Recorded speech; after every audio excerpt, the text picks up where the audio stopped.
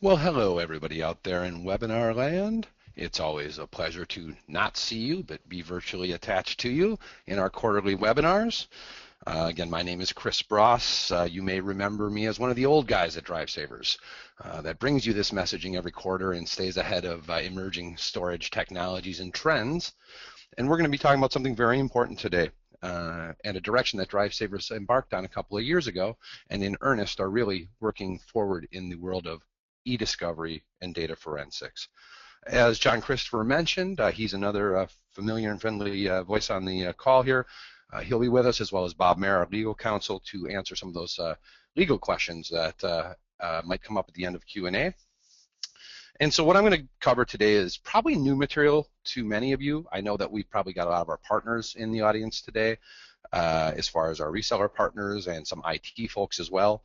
But what I want to provide to you is a bird's eye view of the concepts of eDiscovery. This is not a nuts and bolts discussion, but it's going to give you an introduction to the topic in the industry. And my goal is to educate you on what you need to know, how to prepare for any business opportunities related to eDiscovery in the future. And again, we'll leave that time for Q&A at the end.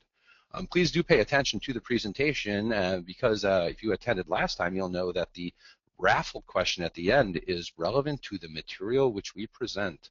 So if you fall asleep during the webinar, you might miss the relevant content. But without further ado, let's get moving forward and talk about the concepts of eDiscovery. We're going to start with quickly, something you'll remember from me historically is what's news in the industry, and we'll segue right into the new stuff on eDiscovery. But a new announcement yesterday, if you happen to read technology news out in the field, DriveSavers became a technical alliance partner to EMC. You might know those folks, the biggest storage company in the world. Well, DriveSavers is very proud that we are now one of their ETP partners, helping to serve customers with virtualized environments, compliance, regulated, HIPAA, government, finance data, anything that runs on big EMC hardware. DriveSavers has been helping them for years, and now we're formally helping them as an alliance partner. In addition, we just attended the HTCIA trade show in Las Vegas a week and a half ago, and that's the High Tech Crimes and Investigations Association, very relevant to the topic we're talking about today, moving forward in forensics and eDiscovery. A quick technological tidbit for you. If you remember me talking about emerging storage technologies in the past, you do remember shingled magnetic recording for new hard disks. Well, guess what? It's here, folks. Seagate has announced the product line. We're going to see it in a couple of different drives, and they plan to be shipping these things in very short order. So we can talk more about that offline later, but look up shingled drives online if you want to learn more. And of course, the big announcement that the whole world was waiting for, Apple's new phones. The 5S and the 5C have come out. Of course, there are many phones on the market and a lot of competition in this space. Why is it relevant, at least for research and development? Well, we serve Apple and their customers, of course, and now the new security measures with the biometric finger scanner will likely create some challenges in the recovery of data down the road, so we'll be looking at that and reporting in a future webinar on that technology. So that's what's news in our world here at DriveSavers. Let's move on. So concepts and definitions. Let's set a baseline right now. We're going to talk about discovery and eDiscovery. Let's lay it out for you so you know what we're talking about. First of all, discovery is an age-old process related to the legal trade, of course. Discovery is that process of identifying, locating, securing, and producing information and material for the purpose of obtaining evidence for litigation. The term is also used to describe the process of reviewing all of the materials that may be potentially relevant to the issues or that may need to be disclosed to the other parties in evaluating evidence to prove or disprove facts, theories, or allegations. This traditionally, in the legal profession, has been done with paper documentation or the trail that has been left behind that we called evidence. But of course, now we're dealing with electronic discovery, aka eDiscovery. This is the process of identifying, preserving, collecting, preparing, reviewing, and producing electronically stored information, E.S.I, in the context of the legal process. So E.S.I is that little term you want to be familiar with. And when we're talking about computer or data forensics, that by definition is the scientific examination and analysis of the data held on these devices. It may include secure collection of data, the examination of suspect data, the presentation of computer-based information to courts of law. Forensics may involve recreating deleted or locating missing files from drives, validating dates, etc., certifying key elements of documents, and or hardware for legal purposes. And just to redefine E.S.I. for you, I will name drop it a couple times in the presentation: electronically stored information, aka data. So there's your baseline of definitions of what we're talking about here. And I love this slide because this is so relevant in the world today. Ignorance is no excuse in many cases, and it surely isn't in this case. So there has been some precedent setting case law that just came down last year in an appellate court here in California. This case is fairly well documented online, and it's a very interesting read. It was Ellis versus Toshiba America. What basically happened is it was a class action suit against Toshiba for laptops that were inadvertently shutting down on users. The plaintiff's counsel requested over $24 million in legal fees from Toshiba after the case settled. Toshiba understandably called them on it and asked for discovery of all the relating billing documents, timesheets, etc. The plaintiff's counsel was unable to provide, saying that they were deleted, could not be recovered, or were not well maintained, and was unable to provide what was asked by the court. The judge called the counsel on the inability to produce the documents needed, and here's how it went down. The attorney's response to the court was, "I don't even know what native format means," in response to producing the documents in their original state. In response, the judge said, "You'll have to find out. You're going to have to get educated in the world of electronic discovery. E.S.I. is here to stay, and these are terms you're just going to have to learn." The result? It was a bit of a surprise, at least for that counsel.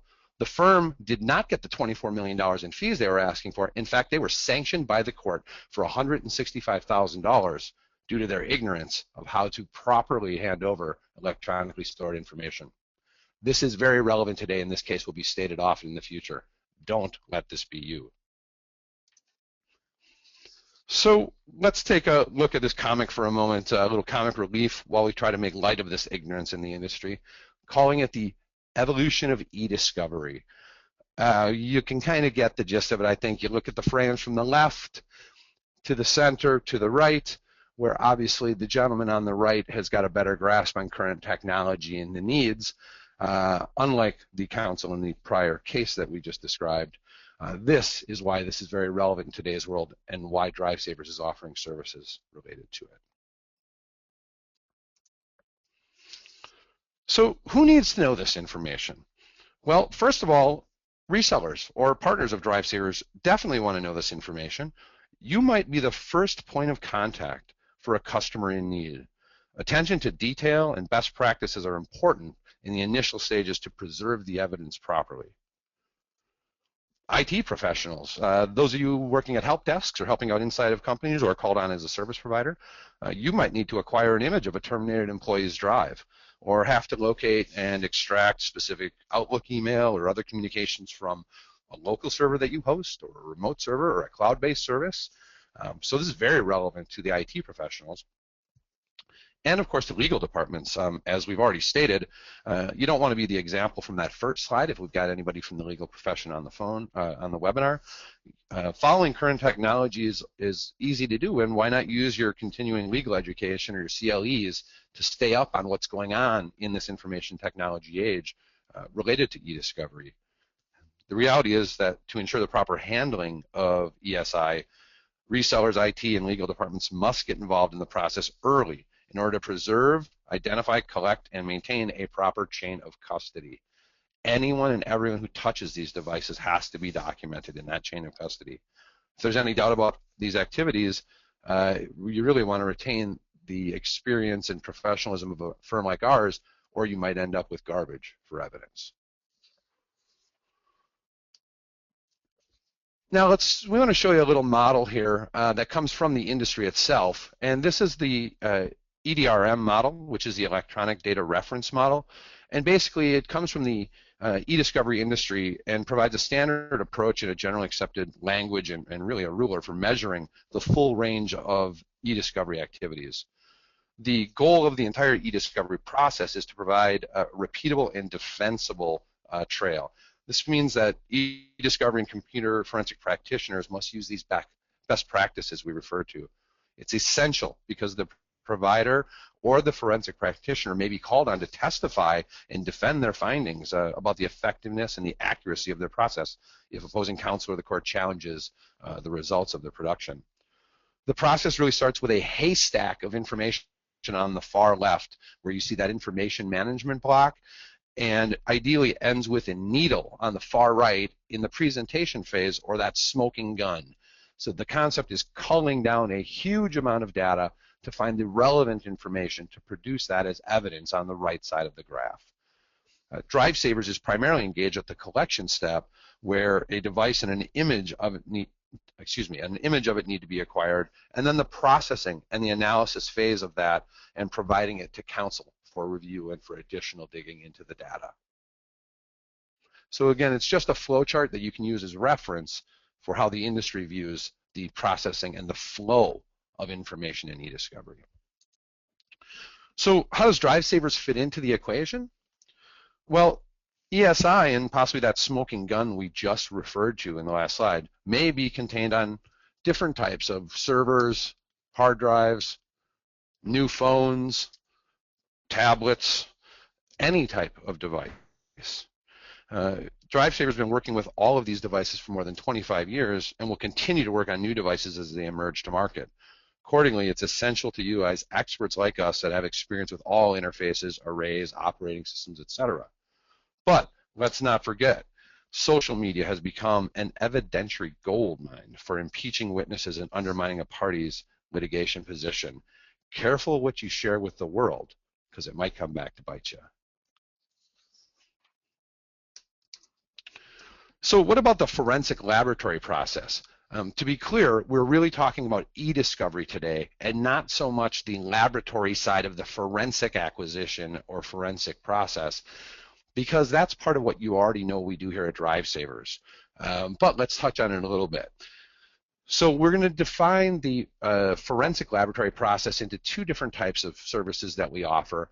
And the first is forensic imaging. This is similar to the process to a standard data recovery in the laboratory. The goal is, of course, an image of that failed device. Now, the device may be functional, that is a phone that's operating okay, or it might be a hard drive that's got a head crash on it. But the point is that when you're providing a forensic image, the assumption is this will be used later in the eDiscovery process. So we make sure to right block that image, create duplicated hash images, and document a trail of each step to validate the process as repeatable and defendable in case we move forward into the next phase, which would be the forensic analysis. Forensic analysis is just like it sounds. It's performed on the forensic image in step one right here, and it is in fact an analysis of that image or that storage device. The goal is to have the device and the data tell a story. It's not just pictures of the kid's soccer game you want to get back, but it's that the device has to tell a story of what occurred. The forensic analysis is really the data mining of that image, or a load file, which is an industry term for the way you present that image for the relevant data. So it's a short, quick review and a touching on what we do in the laboratory, but it's very akin to the data recovery process with a lot of extra authentication and reporting in case it ends up in the eDiscovery process. So what about data recovery? What about data security in eDiscovery? This comic, I think, is fairly clear in the representation of what we want to say here, is that you can lock down the front door of the building extremely well. But what happens when somebody outsources to a less secure third-party provider, especially when it might end up something that ends in eDiscovery? It's really important to maintain the chain of security and the chain of custody in the entire process so that nothing gets dropped. Most cases involve some form of regulated or confidential information and data, improper disclosure of which could result in fines and or legal sanctions for you or that provider. It's really important to know who is processing your customers' electronically stored information. At DriveSavers, you're safe with us. We have the SOC 2, Type 2, security audit in place. Of course, we are HIPAA compliant for any type of PHI or health data. We now are very proud that we have obtained European Union safe harbor status, and we maintain a high security facility for private and public and government entities. Please don't send it to Joe's Data Recovery down the road. So let's share an example with you. And this is a case study, just a brief one, but why we're doing what we're doing and why our role in this industry is important. A recent case in the lab involved a smartphone which was found in a sewage drain at the scene of a fatality. DriveSavers was called on to help process and create an image of this device because local law enforcement was unable to. DriveSavers resolved the physical issues in our laboratory, created a forensic image, and we were able to report on not only the identity of the owner of the phone, but when it was last used, last email, text messages, websites, geolocation data, etc. The result, the wrongdoer is being brought to justice, and that phone was the relevant evidence. DriveSavers is a full-service company that is prepared to deal with all types of contingencies, including cases as significant as this. Our eDiscovery and forensic team work together with the data recovery team and R&D to meet and exceed customer expectations so that the bad guys get put away.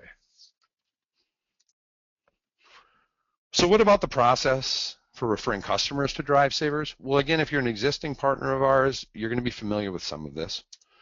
To start a project, you or your customer just need to call us 24/7 at our toll-free number for the Americas at 800-440-1904. If you're outside the United States, of course, you can find toll-free numbers on our website for our international customers. And our call center advisors are fully trained to identify your needs and escalate those as needed to the correct person or department.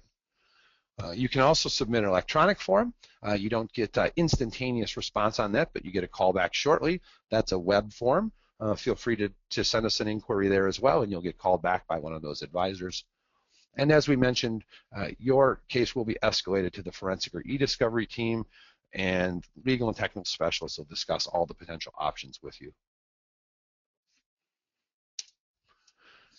All right, well, a quick summary of our partner benefits. Again, if you're already one of our partners, you're familiar with some of these, but if you're not, please go to this website you see here and sign up to be one of our partners. And we'll give you a call back and see if it's appropriate and get you into our program. We do, of course, offer free inbound shipping for your customers or for yourself to get equipment here to our laboratory. What our partners find very attractive, of course, is not only the 10% or greater discount for the customers, special GSA pricing for government and education and our government customers, and lots of other benefits that we can share with you when you become a partner.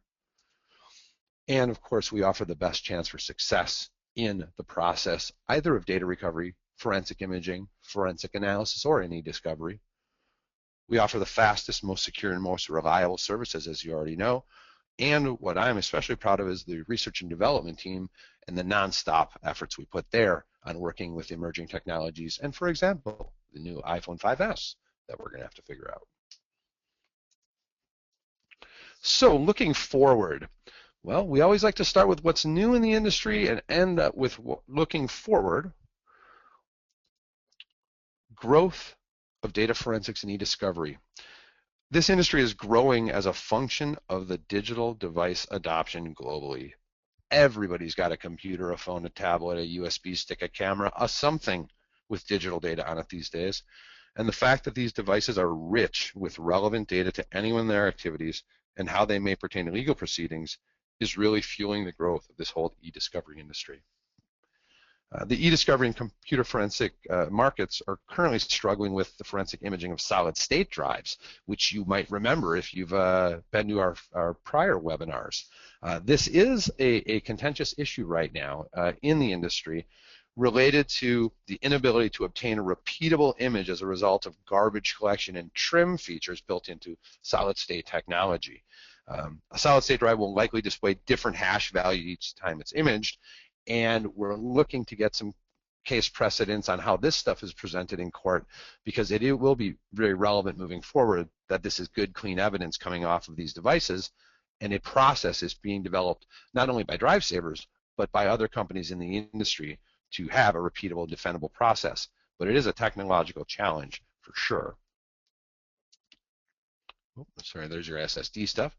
As we mentioned earlier with social media, those social media providers and other cloud providers, whether they be data hosting or services, are the new frontier of public data sharing.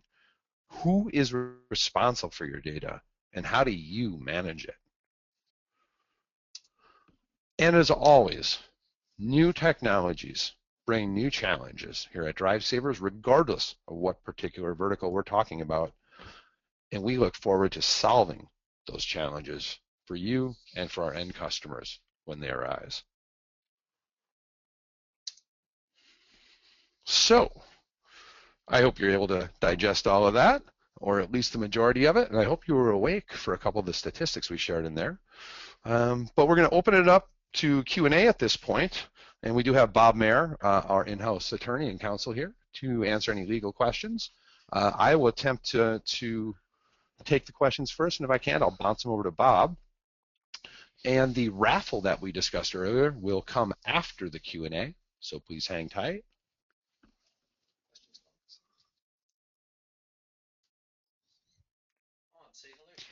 Hi, good afternoon, everybody. This is Bob Mehr, the Legal Service Advisor here at DriveSavers. Awesome. Sounds great. Okay, so I don't see any questions coming into the question box at this moment, but if you have any questions, please shoot. Okay, Dan Mesmer would like to know, wants to know briefly, what is a shingled drive? So Dan Messner just asked a quick question of what's a shingled drive? Well, it's not relevant to eDiscovery, but a shingled drive is a new type of hard disk drive technology that's now shipping that Seagate is the only one shipping a product where the data tracks on the hard drive are akin to the shingles on your roof. The reason they're doing this is they get additional density of storage on the device, but there are some penalties to that as well. I don't want to dig too deeply into it, but we will be recovering them soon, and Seagate will be shipping them soon. So go ahead, jump on the web, and look up shingled hard drives from Seagate. Thank you, Dan, for that. Hang on one second for our next question. Question regarding the cost, basic start for eDiscovery. I'm going to let Bob take a question on cost on eDiscovery. Bob? Right now, the industry is sort of going through a number of different pricing models because there are a lot of complaints from end users about the high cost of eDiscovery. DriveSavers has adopted a sliding scale for the cost of eDiscovery.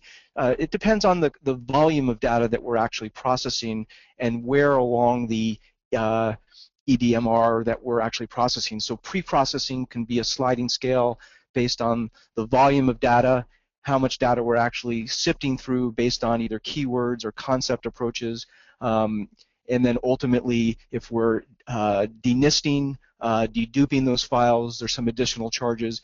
And what we're able to do is provide some informational quotes up front so your customer or client can approve those costs. We also do them in a stepped analysis. There's also some fixed price projects that we're also involved in depending on the nature. And the important thing of this is that we want to set expectations up front so there's no surprises at the end.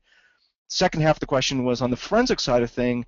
The general cost in the industry is approximately, for the forensic imaging analysis and reporting, about $300 an hour for that process.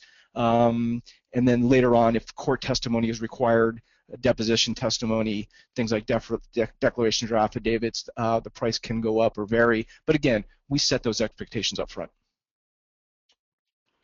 All right, thanks, Bob. We've got another question right now about are there any special shipping requirements to maintain chain of custody?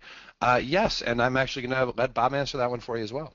Yeah, that's an excellent question because that goes to the best practices of obtaining good eDiscovery, good forensic analysis that can be repeatable and defensible. When someone contacts DriveSavers to set up either an eDiscovery or forensic job, one of the things that we send out via email is a chain of custody document.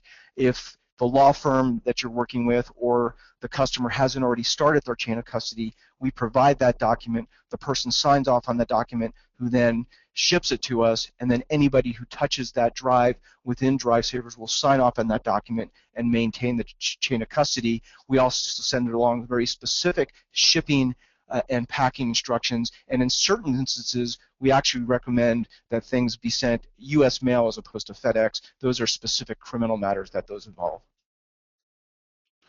All right, thanks, Bob. Here's a great question. What toolkits are available for partners to use on the imaging of drives, from Roger? So, Roger, if your question is relevant to the imaging of devices that will be used either for forensic analysis or for eDiscovery, there are a couple of extremely well-known tools on the market that are used globally. That would be the product guidance from NK Software and FTK, Forensic Toolkit from Access Data. I think those are the two biggest players in the industry, and those are also the formats that the courts are very familiar with. So if you're going to get involved in this process at the beginning, you probably want to be aware of those as well. If it's related specifically to a phone, there is a particular product called Celebrate, which is a professional tool as well as the others. So I hope that answers your question, Roger, and we'll take the next question.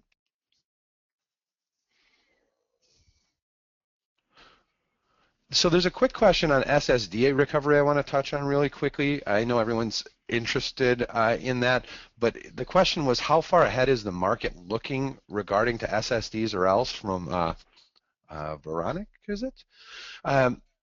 So I'm not exactly sure what you're asking for here, but how far ahead is the market looking to the SSDs? If your question is related to forensics and eDiscovery, well, I can tell you that DriveSavers is part of the market, spends a lot of time on this particular topic, and those aforementioned companies, Access and Guidance, are definitely working on this stuff because they realize the challenges ahead in the imaging of these devices for forensics related to not only solid-state drives, but any flash memory product, be it a phone, a tablet, USB stick, etc. Well, here's an excellent question. If a drive has got whole disk encryption enabled on it, how does it impact the eDiscovery process? Please talk about both situations when the encryption key is known or when it is not known.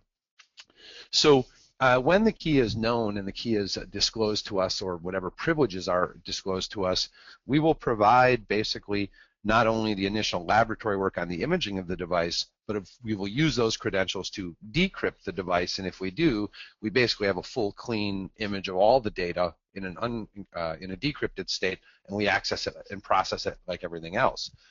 Now, if we are not given or provided with the credentials to access the device, in most cases, we will not even be attempting recovery from the device if we don't have the credentials in a standard data recovery case.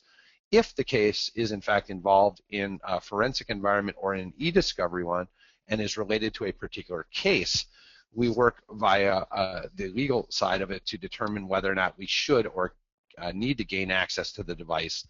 We are not executing brute force password hacks against these devices unless there is a very good reason and an allowance for us to do so. With 256-bit encryption being utilized today, and of course the recent declaration that the NSA and probably a few other people have been accessing devices that are supposedly encrypted, this becomes a very relevant topic moving forward, but in most cases we are in fact enabled and provided with credentials.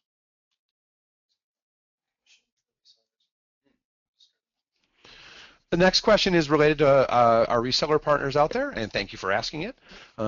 Is there a commission for our partners for sending referring customers to DriveSavers that end up in the eDiscovery process? And yes, commissions are available for that, and it does not compromise the process in any way. The initial contact or referral of a customer via one of our partners to DriveSavers does provide that particular partner with credit for that referral. And if that case comes in and is processed and invoice, that reseller is then awarded that particular commission. About this one, can we give an example of what kind of information the client gets back? Sure. Here's an excellent question, and this is really relevant in the kind of forensic analysis and eDiscovery spaces. Can you give an example of what kind of information the client might get back from DriveSavers besides the user data? Excellent question. For example, you probably would want to know what the employee you terminated was doing in the last 5 minutes at their desk when they plugged in their USB stick, copied off all of the critical contacts and credit card numbers from their device, and then attempted to hide that information and the process, and they walk out with a USB stick full of data. Now, in that particular case, we're not trying to recover photos. What we're trying to show is what that person did as far as metadata related to the process of them plugging in the USB drive and stealing something. That's exactly the kind of evidence that we're asked to find in these cases. And I'm going to let Bob chime in on this one as well. Also, the so-called deliverable of what you're getting back either in a forensic analysis or in an eDiscovery is really what is asked for when a company like DriveSavers is retained for, let's say, a forensic matter. We're initially retained as a consultant, and so we are part of the privileged information that nobody else is entitled to. And so whether we're going to actually be issuing a report is really going to depend on a verbal discussion between us and our customer as to, we give them a verbal response, and if they want a formal written report and the data back that we've actually been discussing in the report, we can provide that. If they decide not to proceed with the report, then no report is required or requested. eDiscovery, what you get back is what you ask for and what's processed and what's actually on the devices.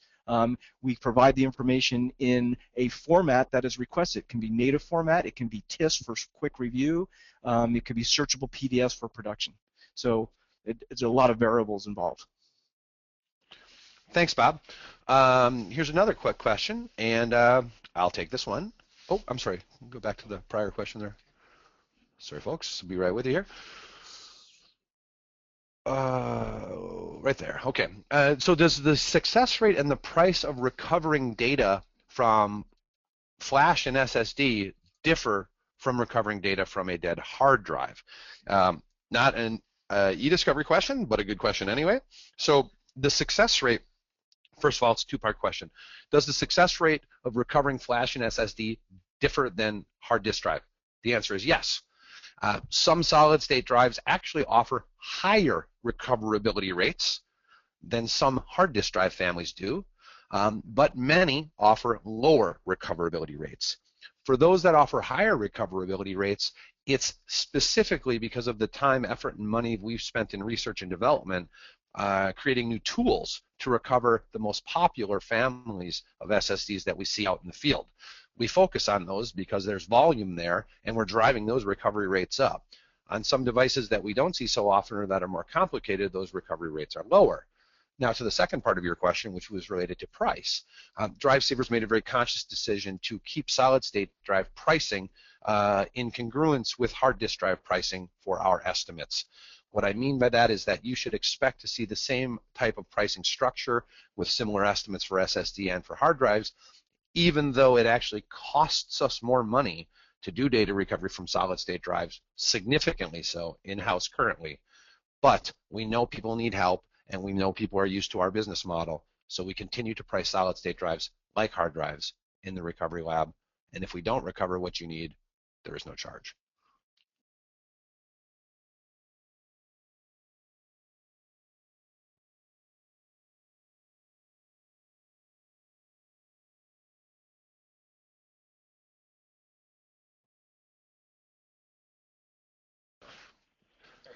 Okay. Hey folks, this is Chris. Sorry about the difficulty there for a second. I think we may have lost audio for Bob for just a moment, but that's okay. Bring me back to the questions for a second here, John. So if we don't answer this question right now, we're going to have Bob follow up with Ward, the person who asked the question here, which is, do we get back a report about the process that was used? And I'm assuming you mean in the forensic side, and I think we've got Bob live now. Again, I'm going to answer that question both on the forensic side as well as on the eDiscovery side. The question, a part of that question was already asked, where on the forensic side, the custom is to provide a reporting on the exact process that we used, and that's the defensible part when we talk about defensible and repeatable to be admissible in court. We will provide a process on exactly what we did with the job, including a photograph of the drive or device when it comes in. And again, sometimes the a customer wants the report if he likes the information on the drive, or sometimes that we're just acting as a consultant and no report is requested. Same thing on an eDiscovery side. There's an entire area of case law out there right now where the parties are arguing over the process of the eDiscovery. So we track our process and report our process every step of the way as what we've done. So if we have to testify in court, we can provide that information live or affidavit or declaration. Thank you so much, Bob. I think we've got most of the questions. One question just for the group so you know, there was another question about whether or not this is going to be posted. Yes, it will to YouTube as all of our webinars with the slide presentation. One more quick question. We're gonna make this our last question before we move into our raffle round. But the question is, how does eDiscovery turnaround time compare to data recovery turnaround time? And I'm gonna take part of that question. I'm gonna pass it to Bob just for a quick review for our standard data recovery processes. We have a 24-hour service known as priority. Our standard service is typically 2 business days, and our economy service is typically 5 to 7 business days. And Bob? Now I'm going to answer this question with what my wife refers to as a typical lawyer answer, and that is it depends. It depends on the volume of data that we're processing, the tasks we're actually asked to perform. I mean, if we're just asking to look at emails and tell somebody whether emails were sent or whether an external hard drive was plugged in, single drive, you know, the average turnaround time can be 7 to 10 days, 5 to 7 days. On an extended eDiscovery process, it's a back and forth process between getting the collection of the data, processing the data, sending it back to the attorneys, having somebody review it, getting it back to us, putting it in a production form. So it's really a variable. So again, that lawyer answer, it depends on a case-by-case